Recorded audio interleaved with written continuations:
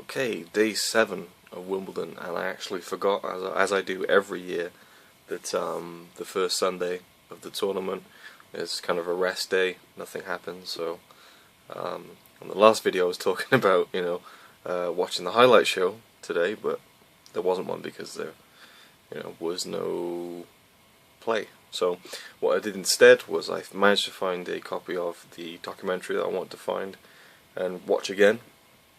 And I watched another documentary, so I did 2 documentaries on Sunday, and well, it's Monday now, by the way. So I'm just going to review them for you now quickly on my phone. So I'll try and blast through these as quickly as possible, and recommend them to you if you haven't seen them before.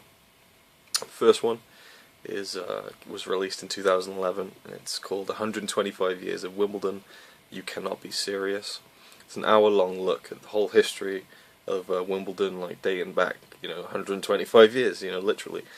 And that's just like really awesome to me. That's what I really love about Wimbledon, is the history and the prestige to it. And you see some of the oldest footage that they have, which is just really, really cool to see, like really old stuff. And it just shows you the progression. It doesn't really go linear.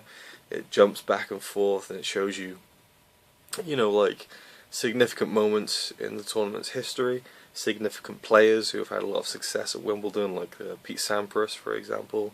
They cover like some of the big rivalries, like Federer and Nadal, Bjorn Borg and John McEnroe in particular.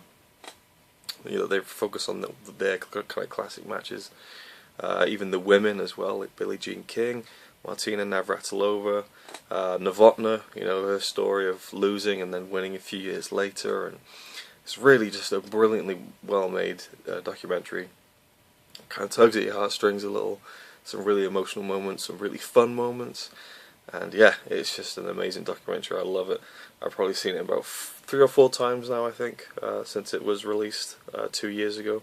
Although you can't buy it anywhere, you can't really find it anywhere without downloading it, which I had a lot of trouble doing, by the way. So good luck finding it. It was posted on YouTube a couple of months ago, but it was swiftly taken down. And again, I've said this before in one of the videos I've made, I don't see why they put so much effort into this amazing documentary and then it kind of goes into the vault and no one sees it again. I'm sure they might have shown. I don't know. They could have shown it this week, I guess. But I remember years gone by when it's been raining, they would show stuff like that. So maybe that's just kind of there when they need it. But I think they should show it regularly because it's just an amazing documentary. Anyway, the second one is called Andy Murray, the Man Behind The Racquet. That was released this year, very recently, and was a really good one. I was dubious about it when my mum said I should watch it because it was really good. I was just kind of thinking, he's not even really, anywhere near the end of his career, so why should there be a whole documentary on him? But it was very, very cool. Obviously, as you'd expect, it delves into his childhood, how he got into tennis, all that kind of thing. It covers this kind of really tragic incident in his life that I had no idea about, and it's quite hard to watch actually, just to see him kind of react to talking about it. And I'll leave that to you to watch. It is on YouTube. There's quite a few versions of it on YouTube, so go check it out if you're interested before it gets taken down. That's how I watched it anyway. But it was shown on the BBC, I think last week or the week before. Really good documentary. Not as good as the other one.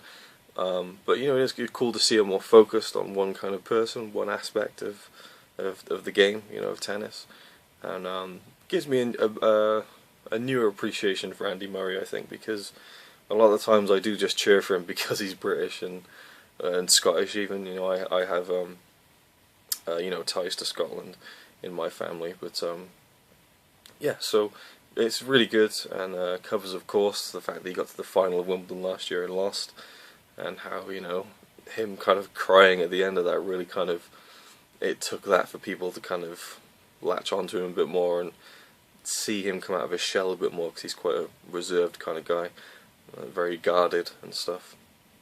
And of course it covers the transitional period where he first started when he was really young, and when Henman was kind of retiring, and that kind of crossover period of the British guy that everyone rooted for, every year at Wimbledon.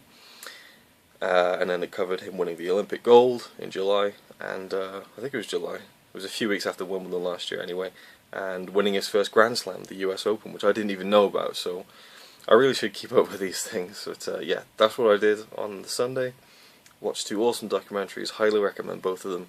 If you gotta watch one of them, I'd say watch the 125 Years of Wimbledon, but because it's harder to find, you know, go for the Andy Murray one. Thank you for watching, and we'll see what happens. Well, I say that, it's the end of Monday now, so I know what happens, but check out the next video and I'll talk about day 8 of the tournament. Thanks for watching.